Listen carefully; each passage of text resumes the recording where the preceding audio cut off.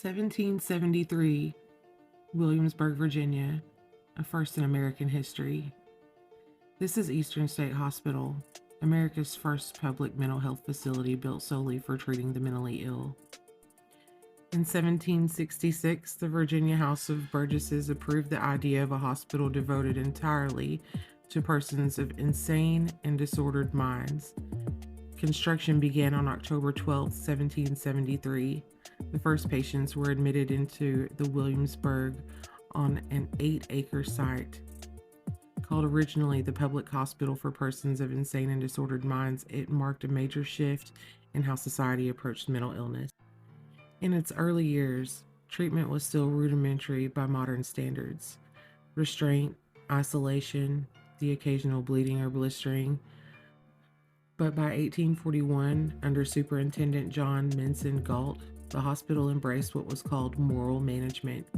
He believed that the mentally ill were different in degree, not in kind, and deserved dignity, talk therapy, and humane treatment. He also advocated the novel idea of community-based care and fewer restraints, ideas far ahead of his time. An uncomfortable dimension of its past, the hospital in the 19th century employed enslaved people, at one point as many as 45 in its operations. And in 1848, it became one of the first hospitals in Virginia to admit non-white patients. So while progressive in some ways, it was still embedded in a society built on slavery and segregation. During the Civil War, the hospital's grounds were caught in the conflict. Supplies cut off, staff gone, patients left to fend as battle lines shifted. In 1885, a major fire destroyed much of the campus and pushed major rebuilding. By the 1930s, overcrowding was severe. The downtown Williamsburg site held 2,000 patients and had no room to expand.